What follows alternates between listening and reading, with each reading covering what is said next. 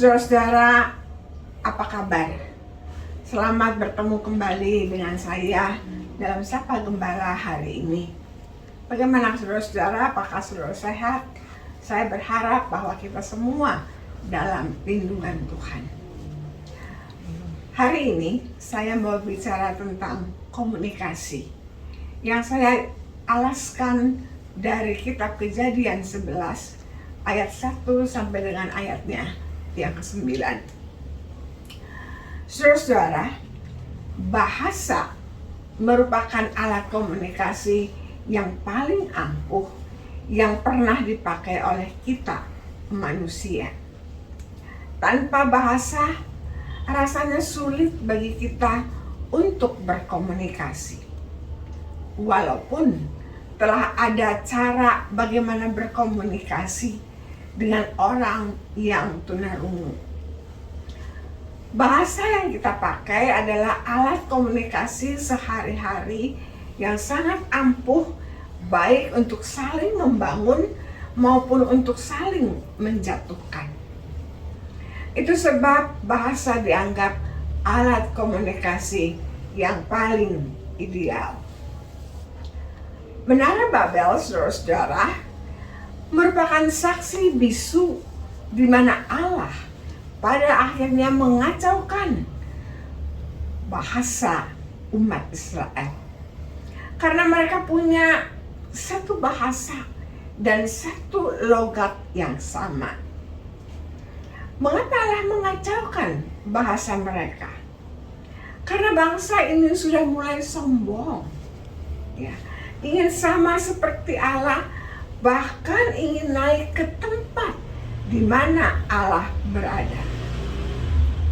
Menara Babel adalah simbol kemegahan sekaligus sumber malapetaka. Karena disinilah Allah menghancurkan dan mengacau balaukan bahasa mereka, sehingga tidak ada satupun di antara mereka yang dapat mengerti bahasa satu dengan yang lainnya. Saudara-saudara, suatu hari Pak Kabayan, tokoh orang Sunda, diundang ke rumah Pak RT untuk jamuan makan malam. Ketika saat makan malam tiba, Pak RT mempersilahkan Kang Kabayan untuk makan. Ayo silahkan Kang Kabayan dimakan. Ini nasinya, ini sambalnya, ini tahunya, ini tempenya, ini jangan. Karena Kabayan orang Sunda, saudara-saudara, maka ketika disodorkan sayur kari ayam yang dikatakan jangan, maka Kabayan tidak berani untuk mengambilnya. Karena Pak RT selalu menyodorkan, tetapi mengatakan ini jangan. Maka Kabayan pun hanya makan dengan tahu dan tempe. Singkat cerita, Kabayan pulang dan disambut oleh Nyi Iteng, istrinya. Kumaha mang makan malam nak? Ngeunah itu. Kabayan pun setengah marah dan setengah menyesal menjawab, apa yang dimakan tadi? Dia mengatakan, apaan? Bagaimana mau enak? Makan saya cuma sama tempe, sama tahu. Giliran ada ayam, dibilang jangan. Kumaha tuh? Ngundang orang teh cuma ngasih makan tahu tempe.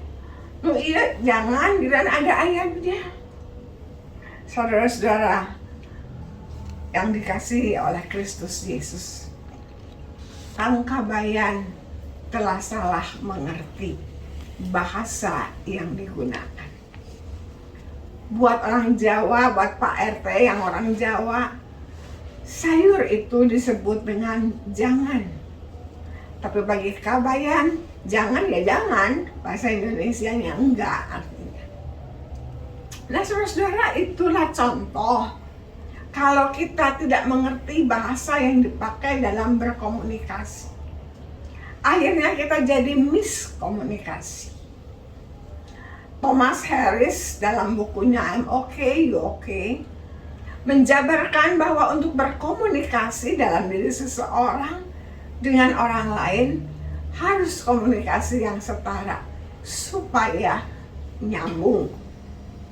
Dalam diri kita selanjutnya, Thomas mengatakan bahwa ada 3 unsur dalam diri kita, yaitu unsur orang tua, dewasa, dan anak-anak. Kalau kita bertanya kepada orang lain, apa kabar Pak, atau apa kabar Bu, atau apa kabar Dek, dan dijawab, oh saya baik, itu komunikasi setara. Komunikasi yang terjadi antara orang-orang baik tua, dewasa, maupun anak-anak itu setara. Bagaimana kalau komunikasi itu menjadi miss atau cross komunikasi? Ketika ditanya, apa kabar Dek? Atau apa kabar Bu? Kemudian dijawab, udah tahu saya ada di sini. Ya pasti saya sehat lah, baiklah. Ini cross komunikasi. Karena yang satu bertanya dengan bahasa dewasa, yang menjawab memakai bahasa anak-anak. Bilang aja saya sehat, apa susahnya sih? Pakai embel-embel, udah tahu saya ada di sini. Dan seterusnya.